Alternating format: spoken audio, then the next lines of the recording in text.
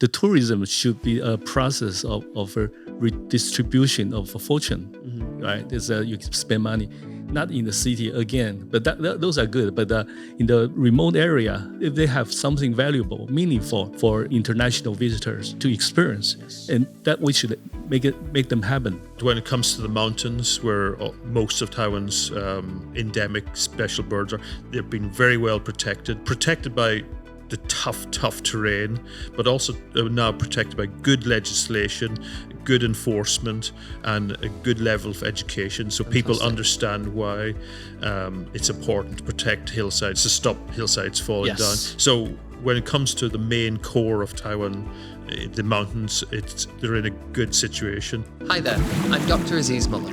You're listening to the Ripple Effect podcast, where we discuss some of the most current issues in and around Taiwan and why they should matter to you. After all, whatever we choose to do or not do can create ripples that have major consequences. This series is brought to you by TaiwanPlus, in association with our original docuseries, Our Ocean. Now, let's not waste any more time and dive right in. Hi, welcome back to another episode of The Ripple Effect brought to you by TaiwanPlus. My name's Dr. Aziz Muller. I'm a postdoc at Taida and National Taiwan University. So today we have two special guests with us to speak about a very important issue, something that we touched upon in our docuseries, Our Ocean, and you can catch that in the link below. It's tourism. So tourism, before COVID in Taiwan, we enjoyed over 10 million visitors to this island, which was quite a lot. But at the moment, we're struggling to get people back. Across the waters in Japan and in South Korea, tourists are booming. So how can we actually get more tourists into Taiwan in a sustainable way? So I have two fantastic guests here with me today, and I'm going to let them introduce themselves. My name's Richard Foster. I've been living in Taiwan almost 30 years. In the last over 10 years, I've been specializing in bird-focused tourism. So I introduce Taiwan through its bird life, and then I guide people that come here especially to see birds and butterflies and mammals. So that's and there's a lot to see. Yes, Taiwan is actually a high-quality destination.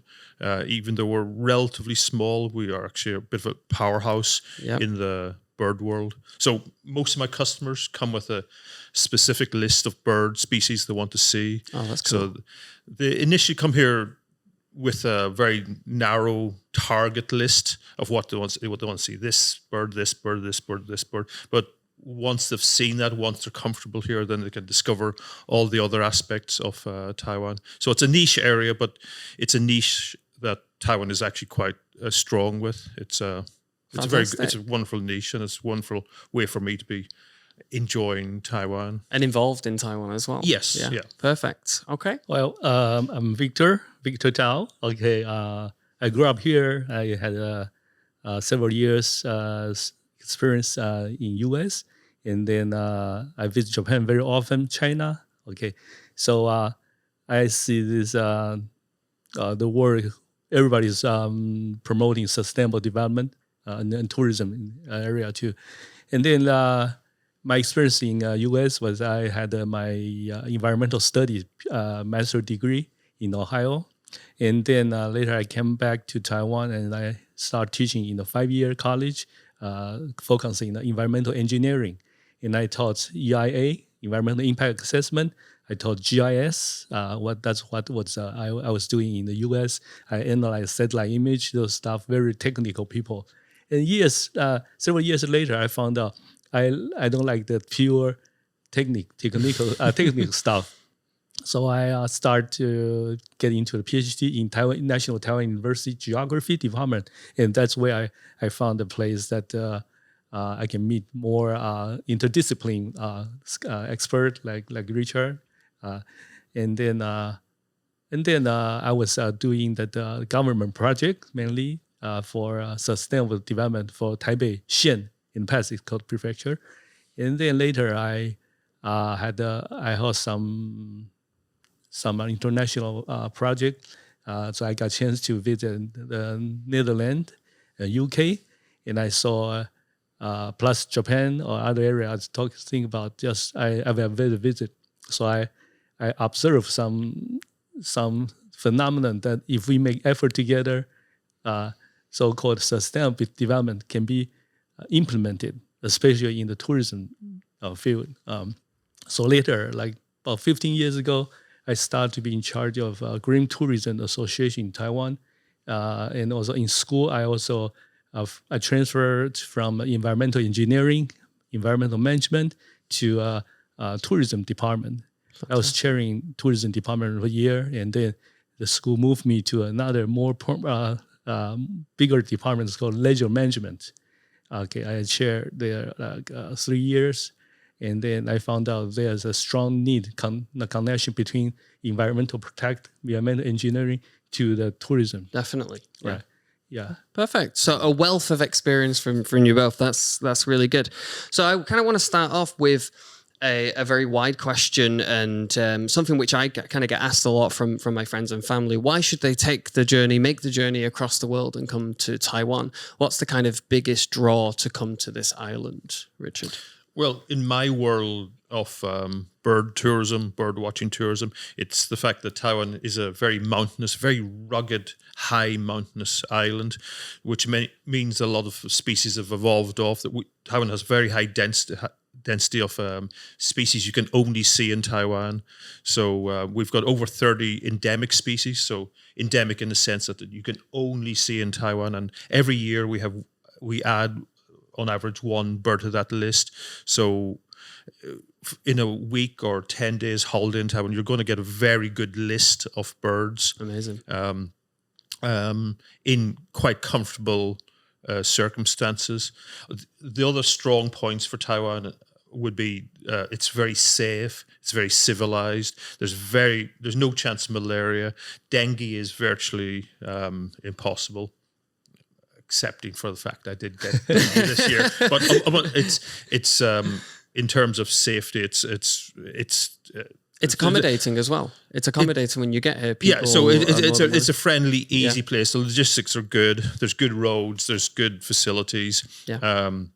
And no worries about your general safety. Yes. It's for those of us that live here, we forget how we can just leave our stuff unlocked. Totally agree.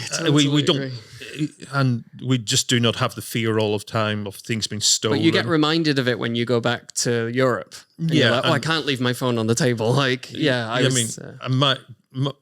my bird watching gear, my optics are sitting in my car that may or may not be locked on a public street at the moment. I've no concerns about it. That's an example. So no malaria, dengue, rabies, leeches, which are issues for my customers. Yeah.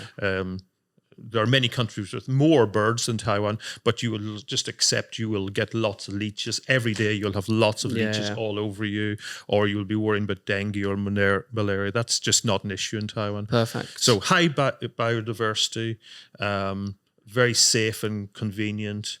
And Taiwan's also the right size. It's not too large. It's not too small for a getting from north to south, 90 minutes sometimes. Yeah, I mean, if you're traveling by car, which we normally do, it's a matter of a few hours, and you can get between very different habitats just in a short period. So it's very convenient. It's a very civilized experience for my kind of visitors. Perfect. And Victor, why should people come to Taiwan? Well, okay, Taiwan is between the largest continent, Eurasia continent, and then the largest ocean, Pacific Ocean. We are just in between. So this factor make Taiwan very fruitful. Yes, as a human beings showcase. I would say this way.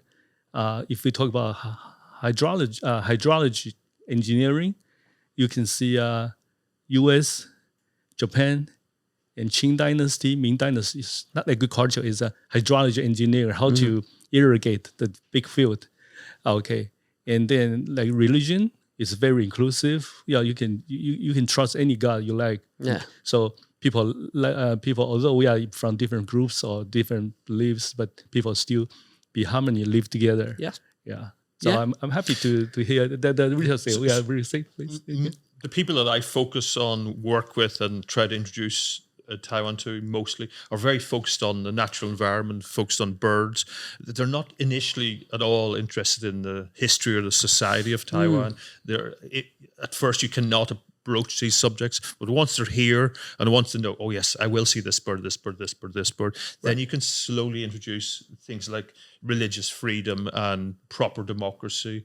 And one area that combines the two is it's a very healthy, vibrant civil society here. So it's a shock to many of my customers. They're used to going to many countries. They're very well traveled. But when you go to many countries, 99% of the bird watching in these countries in Africa and Asia and South America are by foreigners. Yeah. It's the opposite in Taiwan. 99% of enjoying the environment and protecting the environment is done by Taiwanese. Yes. So that for most of my customers is one of the biggest takeaways, is that civil society here is vibrant, alive, Yes. and it's a normal, healthy society. Yeah. Where nature conservation is done by Taiwanese. Yeah. So One point you said there, normal society, it kind of sounds like a bit boring, but it's not. And when we kind of hear Taiwan in the news with other countries, usually, when my family call me and say, what's going on? It's like, nothing. It's kind of like normal life here. And I think a lot of Taiwanese people here are focused on improving the country, like you said, getting involved in things like that, rather than kind of external things going on in the world. And yeah.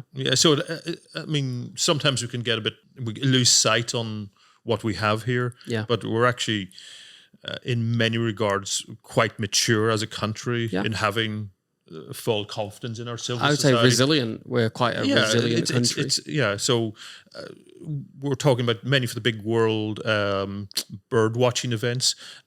After the British Bird Fair, for example, this is the biggest event in the world for talking about bird nature. That's the biggest. The second biggest is actually Taipei. Wow.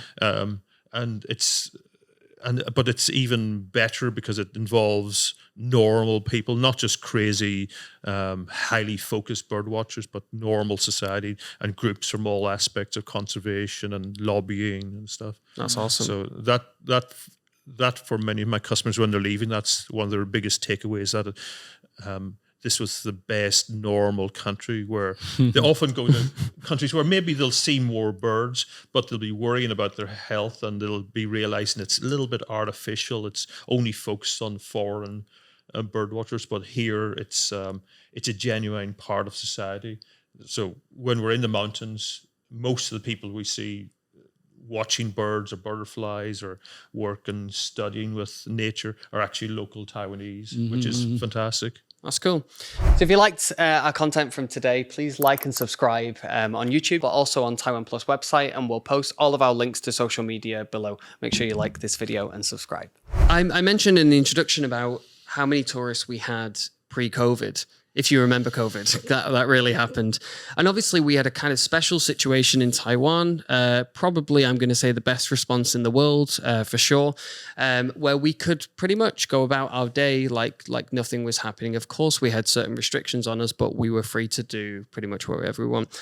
How do you think tourism habits have changed since COVID in Taiwan? What do you think has changed? Why do you think there aren't so many people coming back?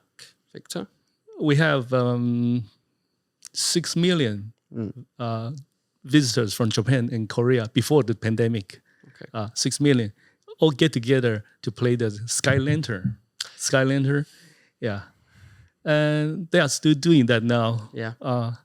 But the infrastructure, including restaurant, those small food stand, they're decreasing. They didn't have enough customers. Right, Many other countries in the world.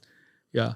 So I think right now they are trying to start again. Yeah. And also the labor is not enough, manpower not enough, because people transfer to other industry. Yes. Labor costs are really going up a lot. That's a lot of loss. During COVID, there wasn't a need for these particular people, unfortunately, and then they kind of moved into other sectors. I feel it really has changed in the last few months. That labor costs were too cheap before, and that has moved to sort of a normal level and now becoming expensive. There's a demand. In tourism, if the lowest, I always say not lowest, if the easy job, you can replace anytime you can find young high school kids or university kids to do. But the interpreter tour guide with experience, once they leave this industry, they may not come back. And this is very difficult to become an experienced one. Well, that's one thing that kind of mentioned about the kind of the quality of the job.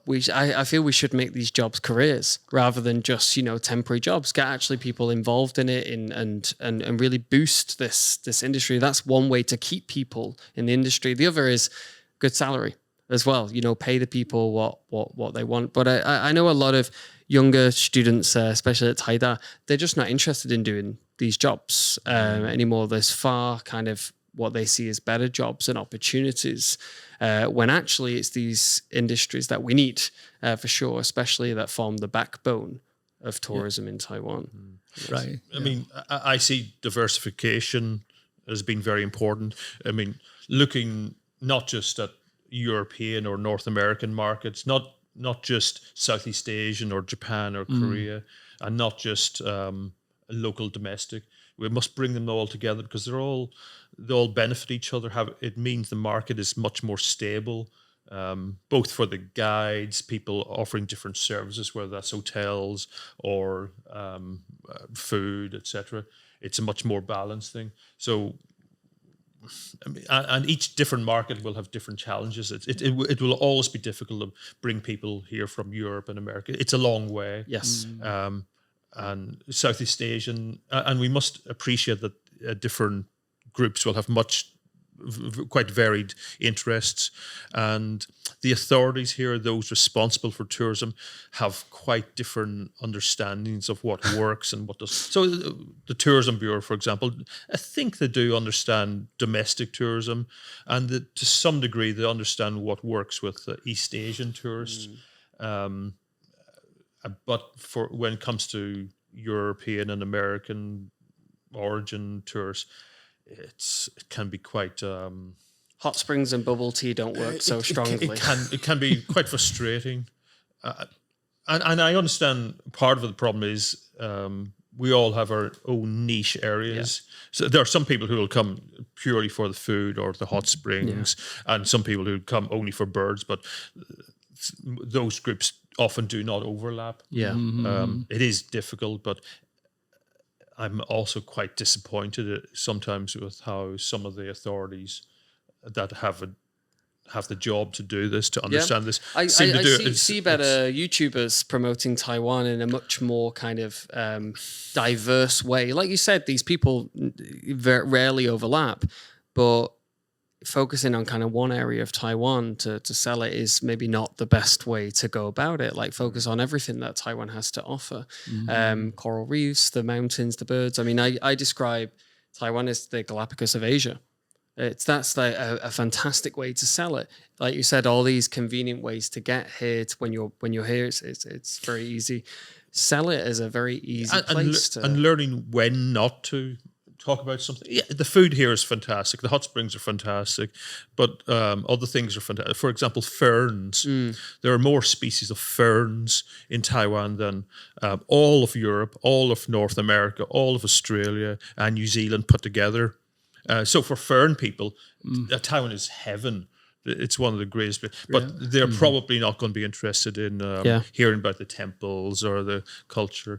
So it's finding the niche areys to push your strengths and not to be talking about the other things. Yeah. To add to that, 300 species of corals, 2/3 dolphin and whale species, and 3,000 meter mountains. We don't get that in the UK. Nowhere near at all, and they are so accessible as well. They are there. I mean, if even in living in Taipei, 20-minute drive, 40-minute on the MRT, you can be in the mountains. So to kind of build a bridge between, like I said, living in cities and a natural environment in Taiwan, even though it's very accessible, how do you think as an individual, even it doesn't have to be an international tourist, but someone who's Taiwanese, how can we kind of build a better bridge to the natural environment? Do you think there's any improvement we can make? How can we access the ocean and land-based tourism that we have? Taiwan managed the pandemic very well, but one thing meant the borders were closed. It didn't have foreign visitors coming, but it was a good opportunity to then, for me, I had lots of extra time to reach out to residents of Taiwan. So I had lots of walks in city parks aimed at people who live here, but have no real interest in birds. That was very rewarding.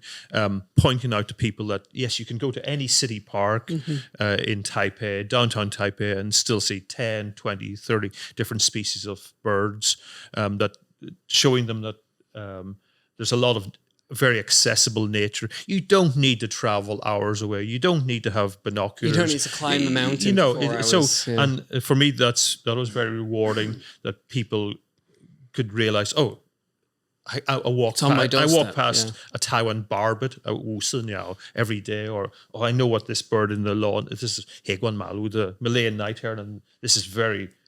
People travel from around the world to see this bird or that bird. I noticed that because I live across the road from the botanical garden, and there's so many tours that come to the botanical garden, which is fantastic because it is an amazing place in the middle of Taipei. But what's inside the botanical garden is usually also on the outside. It's not an enclosure at all. It's just a place where diversity is a little bit higher. But in Taipei, you're totally right. Going through like around Dan Park, you can see so much. Even in university campuses as well, because they're usually a lot more quieter, hardly any cars and things like that. You can see so much just walking through them. I mean, this felt a lot more important to me, reaching out to groups of people who had little understanding or little interest, or just were afraid to ask the stupid questions about. I mean, every week I get an email or a message from, and if it's in the title, is this a bird? I know it's a Malayan night heron. Right. So for Taiwanese people here, there are a lot of very good bird societies who do very good work in outreach. The level of understanding of the natural world is pretty good, actually. I think it's maybe not as big as in the UK, but it's still pretty good and improving. I'm quite optimistic about that.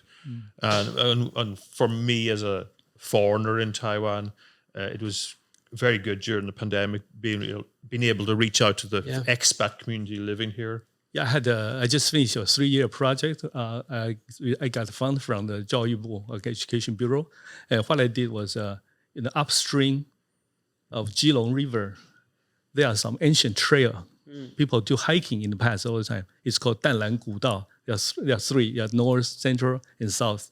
Okay, in the past only there's a mountain. People who live in the village, okay, they hiking to the next village. So that's a really small population to do those. So what I did in my project is I make them an area, just small towns. They carry the cultural assets. So I help them to grow the chance of a green economy. The easiest like DIY. You make your own noodle, your own rice ball, okay, or you can practice the easy drawing when you see the nature. And this stuff, I train them, and I find teachers to train them. And then we promote what they have in Dadaocheng. It's a Taipei city. So that's a repopulated area.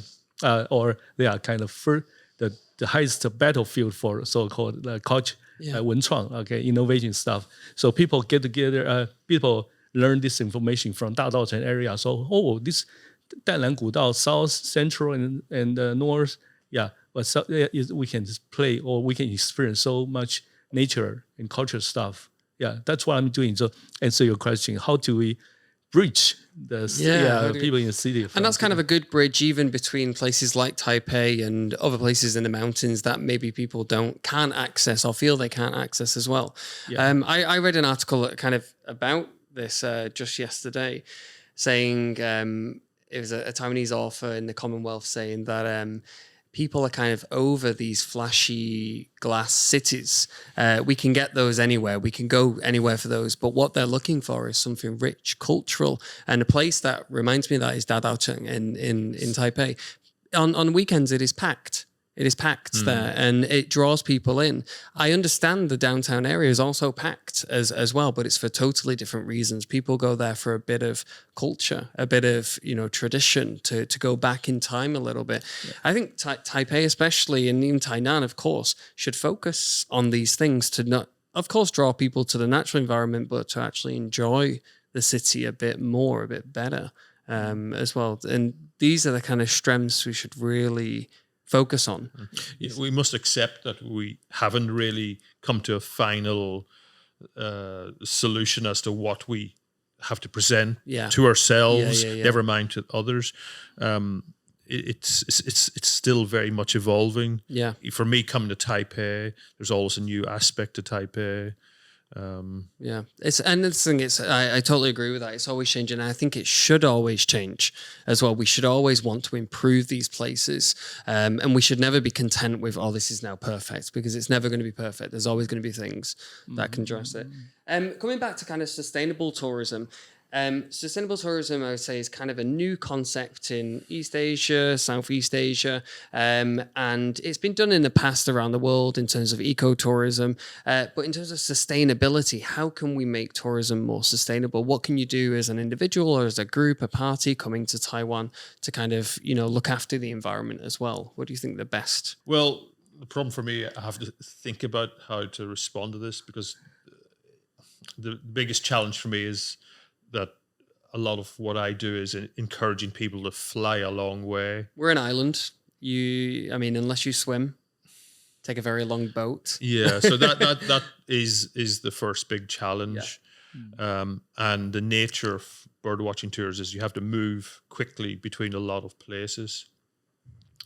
So I have to accept I don't have all the answers to this. Yeah. My observation or what I did from in school. Okay, for example, the West Coast area, you can see that all coastal line almost are formed by those bricks. Yeah, from Boti.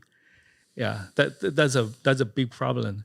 And then so sustainable tourism should start with a land planning. Yes. So which is a bit different from green tourism. Green tourism focus on the green economy solution, but the sustainable tourism, they see the harmonic between the developer and then Aborigine or people who dwell here there. So like West Coast, if we can plan, some area is for recreation, yes, some area is not touchable or protected, right? If you classify, and then we know this is just like a national park, right? Some areas well protected, some areas just for park. Yeah. So the coastal area is, for example, it's very, very clear. Yeah. Yeah. Sustainable tourism is a whole concept, including language change. Yeah. Like, for example, my older brother, her daughter spent. They grew up in California. They spent one summer in Tainan. After that summer, the accent changed. Changed into the Taiwan local dialect. That's to them just very fun. Yeah. I got experience too. When I visit China, if I stay several weeks, my talking turned into the mainland Chinese accent. Oh, cool. Yeah, That's really cool. So the sustainable tourism cover all kind of topics. Including culture, social equity, environment protection, all those. That's very important for Xinzhenyuan here to reorganize their plan, to rewrite the plan. If I feel it's important always to allow avenues for visitors, whether that's foreign visitors or local Taiwanese visitors, to access local communities and in practical ways that the communities can see. If we provide this service, it will benefit us financially. We cannot pretend that it's not to do with finance, and that they see a direct correlation between their welfare and protecting their environment, protecting their culture. So we must also allow the space for those organic relationships to develop.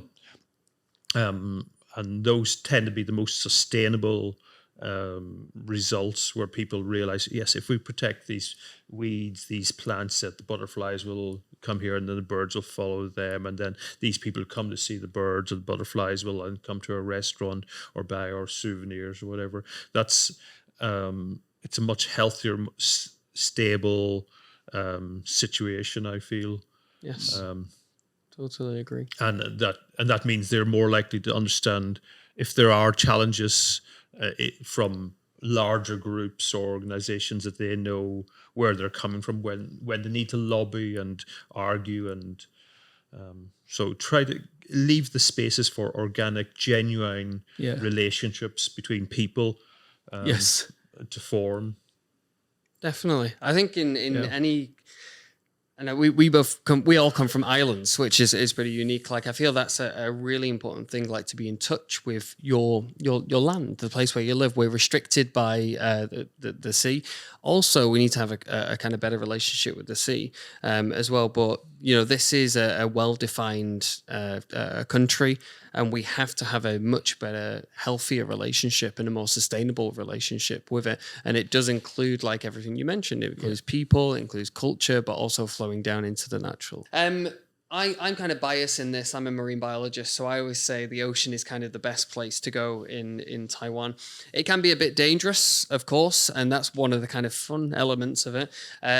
But for you in particular, what's the draw to the ocean for international and local tourists in Taiwan? What's the best things because we are an island, so it's definitely an important point for us. Sand beach. Sunny beaches, beautiful beaches. Water recreation. Yes. But those stuff are actually, ocean is most vulnerable, more vulnerable than land. Definitely. Yes, so I want to enjoy every inch of Taiwan's coast, but it's also sad we may have a might.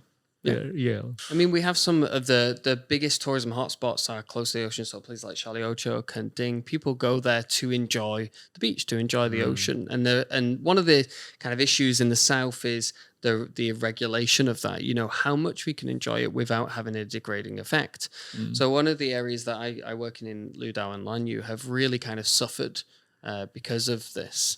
But a lot of tourists keep going. So what do you think draws people to these two islands in particular, are these hotspots? It's a different space. Very different from kind of mainland Taiwan. We're especially most Taiwanese live in very urbanized. By going to coastal areas, you've got a much longer view. Yes, the diving, the snorkeling, the rock formations, the surfing. There are niche areas which work quite well here. The one problem, though, when introducing Taiwan's coast and marine resources, is the expense. Yes, Taiwan is not a cheap destination for diving or surfing. For sure. Well, I'm not sure about surfing, but it is a challenge to convince people to come for diving. As opposed to Philippines or Thailand. Yeah, I mean, where I learned to dive in Egypt, it was maybe a quarter or half the price of what it would take in Taiwan, and I feel the level of the industry as well is much kind of greater, much more advanced than Taiwan. I feel capitalizing on the money side of it is expensive to dive. I'm quite lucky to pay for a day of diving, doing research. But the amount of money it does cost is unbelievable. Yes, I mean, I haven't dived recently, but I suspect it'd be cheaper to fly to the Philippines. Yeah, for sure. And it's unfortunate because Taiwan's location, we're kind of on a marginal environment of the Coral Triangle. So we have very unique environments in the water as well that you wouldn't see in the Philippines too. Right. So there are a lot to see. Well, I think the local small businesses may not have enough knowledge or data to explain the fun. For example, that I was going to talk about just 秀姑峦溪 water rafting. If you just don't study anything and then just sit on the boat or enjoy water, that you can get maybe 60% of happiness. Oh, water rafting, clean water is so clean. But if some people explain to you, you can see the coastal floor, those mud stumping like a shape. You can observe a lot of plate-related phenomenon. Totally agree. Right, yeah. So you need somebody to explain to you. So that's environmental education. It's recognizing when people need the information or the help for the next step. Okay, yes, all right, this looks beautiful, or this is a fun thing to do. What's the next step they need? Is the next step, do you need help being brought to the train station here, or Yes. do you need to be linked up with someone who will give you access to this activity or this other kind of view? And that is also kind of Recognizing widening the next step. the local economy. It's like broadening the local economy, having that connection between these activities. I find that in diving as well. When someone comes to Taiwan and they underwater, they're like, wow, everything is stunning, everything is beautiful. But if you actually understand how we got to this situation, it's that extra knowledge that is needed for people to have a passion, and that becomes their passion.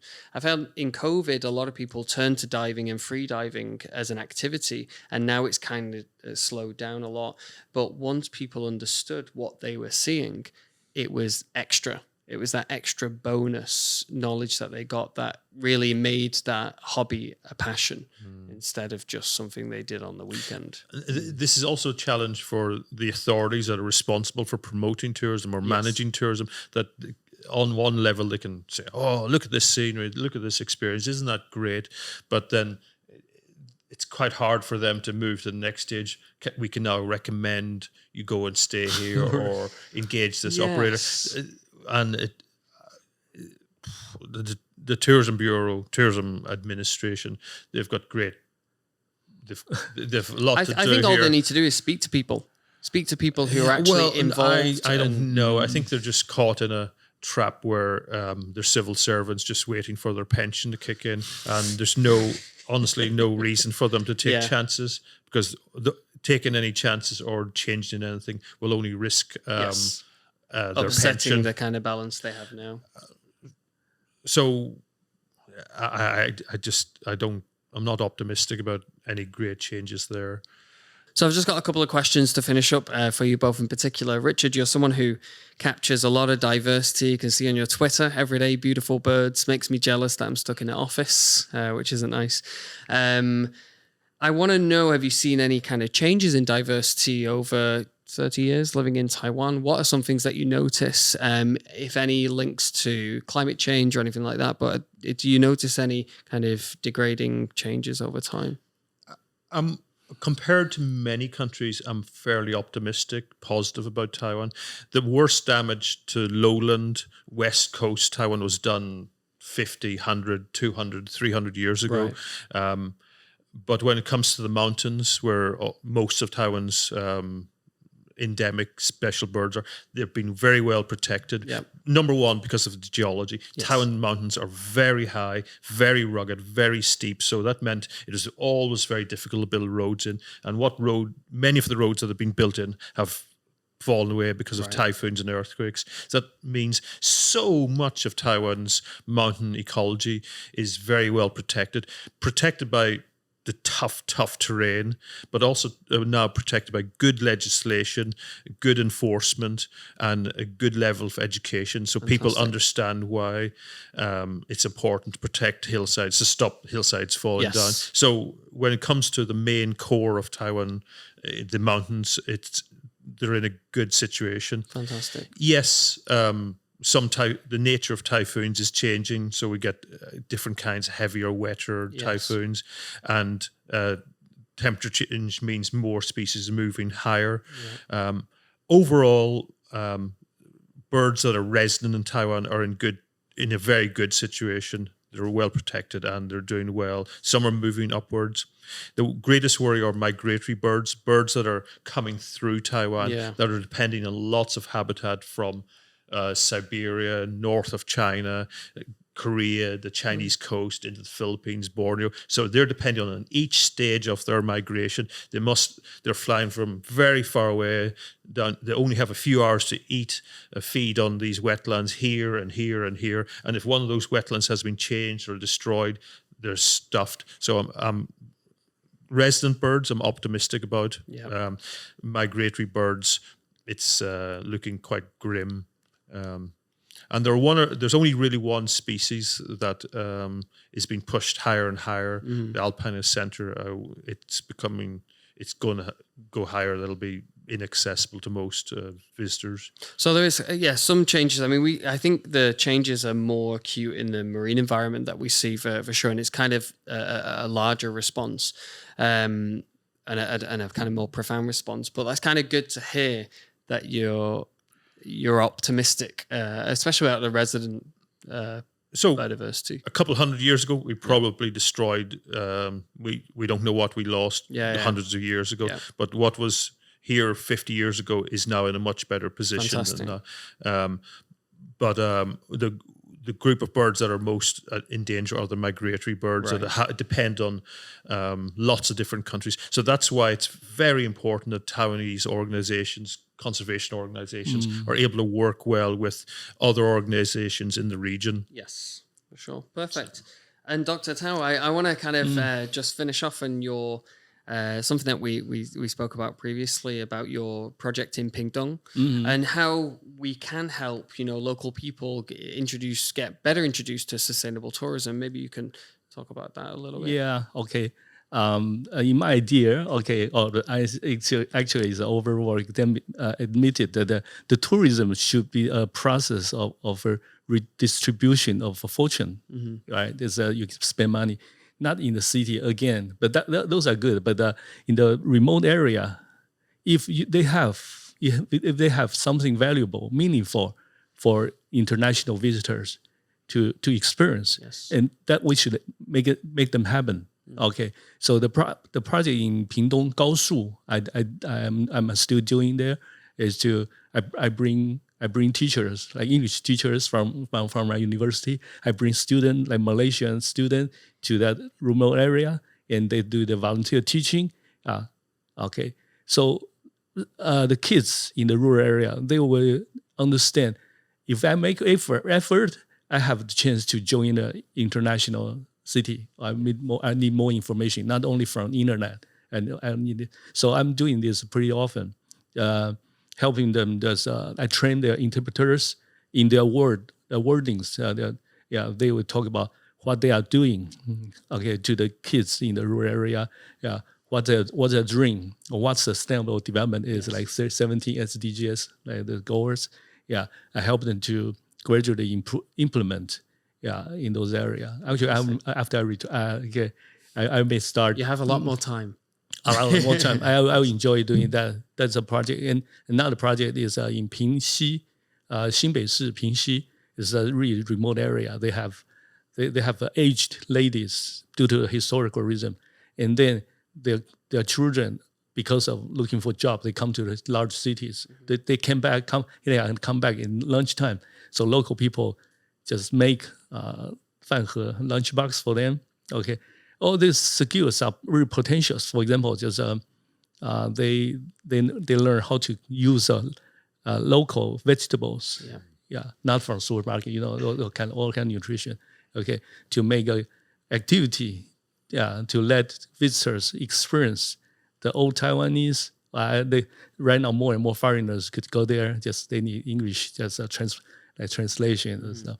And then let people know how people in this land suffer from hundreds of years, and they are heading for some future join the international community. Definitely. I think it's about knowing what you have here and knowing, how you can kind of profit from it whilst doing it in a sustainable way. The key point is green economy. Everything we are doing, just like what Richard just mentioned about, we should think about the income. Definitely. Of any local people, and we direct them, we help them to get into the green income, right? That'll be the fantastic thing to do. Perfect. Well, thank you very much, both of you. I've really enjoyed it and feel very privileged to have you both here. Thank you for making the effort. Awesome. Thank you. So thank you for joining us on this episode of The Ripple Effect, brought to you by TaiwanPlus. If you like this episode, please give us a like or a thumbs and leave your comments and thoughts down below. We'll leave all the social medias in the box below so you can follow these guys and keep up to date as well. Thank you, and we'll see you on another episode.